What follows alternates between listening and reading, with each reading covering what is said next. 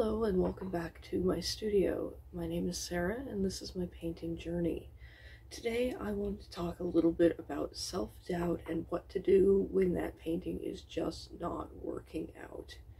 So the painting behind me is my newest one that I've been working on. It's called Spring Fawn. At least that's what it will be called if it gets finished. I currently hate it. I can't. It's just not working out the way I want it.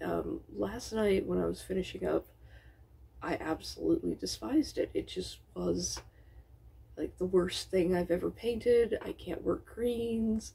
Nothing is going right. You know, the self-doubt, the imposter syndrome comes back up. What am I doing? This is terrible. I'm never going to make it as an artist if I produce work like this. Well, finally made the inner voices be quiet and got some sleep, came back and looked at the painting again this morning, and it's not that bad. It's not great, and it's not perfect, but nothing ever is perfect. But it is fixable. It looks much better to me this morning than it did last night, probably because I spent several hours staring at it yesterday. So coming back to it with some fresh eyes gives me a little more perspective on it. So there are still some major issues that need to be fixed. I need to fix the anatomy of the fawn's face a little bit. The big tree on the right side here is a little bit too bold, and the background is lacking over in here, but all of this is fixable. I think it has a good chance of turning out to be a decent painting after all. So what do you do when that self-doubt hits you and you just can't stand to look at your painting anymore and you think it's terrible? Well, be aware that every painting goes through what I call the ugly stage. It's usually somewhere between your underpainting and your block-in, or maybe it's between the block-in and the first pass of details, but every single painting goes through the ugly phase. That is usually the time where most people will stop, put the canvas away, start a new one, or go sulk, or whatever. That is the phase of the painting that you have to push through in order to grow as an artist. So this painting is just coming out of the ugly phase. I have some photos of it that I took of the last couple of painting sessions that I will not be sharing with anybody because it just looks terrible. It looks absolutely terrible. But I've done some more work on it. I've got the lighting worked out on the animal, the background. This strip of light in here is coming out nicely. I like the contrast between the dark. I darkened up the background a little bit, and it's starting to come together. Obviously there's still a big empty space here in the foreground. That's going to be painted last. I always work from furthest back to forward. So my best tip for when that painting is just absolutely not working out, you can't stand to stand at the easel and work on it anymore, is set it aside for a night, get some sleep, and look at it again in the morning. Look at it again with fresh eyes. You may be very surprised by what you see. So don't immediately discount that painting as a failure. Don't, chuck it in the trash or throw it on the burn pile or whatever you do with your the ones that don't work. Give it time and look at it with some fresh eyes. You may need to put the painting in what I call timeout. I have a timeout pile, which is basically where the collection of paintings that I've stopped working on for various reasons. They're in various states of completion. I've got a couple that are still just sketches, some that are underpaintings, some that are almost done, but I just, for whatever reason, cannot work on them right now. And so I call that the timeout pile. They take a timeout, I don't look at them, I don't really think about them. Occasionally, I go through the timeout pile, and pull paintings out that I think actually have promise. And I've done that a few times. I've got a few that I've earmarked for when I finish up with the paintings for these shows that I'm going to start working on again, because I think they actually have some promise. I didn't think they had any promise at the time I was working on them, but I've grown a bit as an artist. I've improved my technique, I've improved my skills, and I'm coming back to them now with some fresh eyes.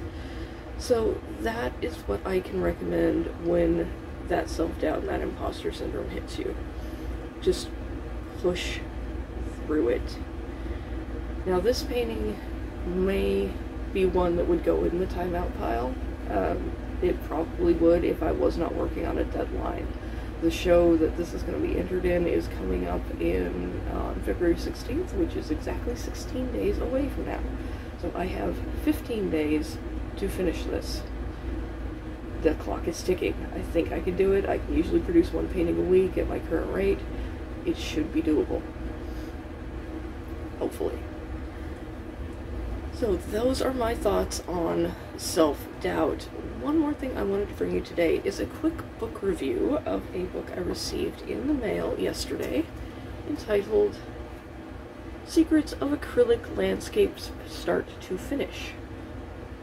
It is by Jerry Yarnell, part of the Essential Artist Technique series, published by Northlight Books. They put out a lot of painting how-to books. So I'll give you my quick thoughts on this. Any book with or article or blog post or whatever that has has secrets in the name is probably not going to be great. This book has some points that are going for it. It is very beginner friendly.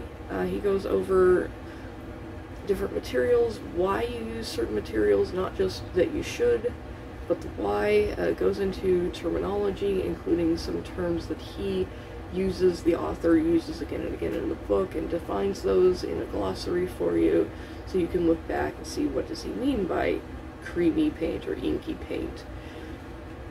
It has quite a number of demonstrations in it, starting from,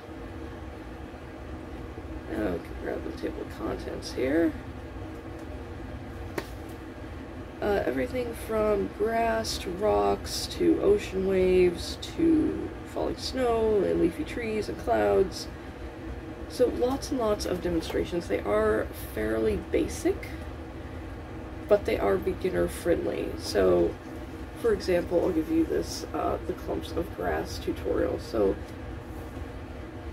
the way this artist works is very similar to the way I work. He starts with the base and then adds the darks.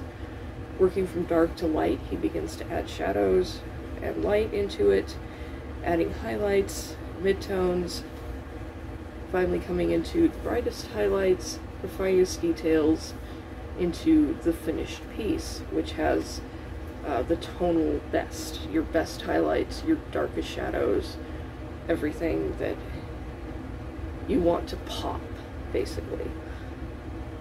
So it's got a number of demonstrations that are like that, fairly easy to follow, actually quite easy to follow. This is a very beginner-friendly book.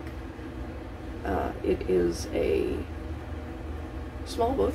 It's very small, so take it with you. The one major drawback that I see with this book is it only has one full painting demonstration in it. I usually like to see 2 or 3 at least, 4 is better, of full painting demonstrations. That way you can really get a sense of the artist's process. With this, we just have the one. Let me flip to it here. It's way at the back, and it is this painting of High Country Waterfall. It's the style that the artist works in is kind of reminiscent of Bob Ross a little bit, in that it's very cheery and bright and kind of naive, almost. It just doesn't have the depth and the tonal range and the composition that you would see in some other, like, true fine artists, landscape painters, like Scott Christensen, Mitch Baird, those guys. But this is a very good starting place to start off. So if you're looking for a starting book in acrylic, you're just getting into painting in acrylics and you want to learn the basics of landscape painting, how do I paint rocks, how do I paint flowing water, how do I paint ocean waves, this is an excellent book for that. I found it on Amazon and picked it up for, I want to say it's $12.99, so not bad. This will be going on the shelf. I probably won't be looking at it too much, but it is there if I should ever need it.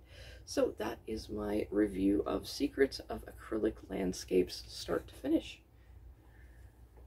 Alright, well thank you guys for joining me in my studio today. If you have enjoyed this video, please leave it a like, comment down below with any questions you have. If there are any questions, I will answer them in the next vlog post. Check out the description of this video. There are links to all my socials down below, my Facebook, Twitter, Instagram, where I post lots of works in progress. There's a link to my Patreon if you'd like to see the full high definition reference photos that I use, that I've taken, that I use for my paintings, such as this one behind me. If you'd like to use that and paint along with me, go ahead and join my Patreon at the $1 level, and you get access to those reference photos, as well as early access to any videos. So, thank you guys so much for joining me today.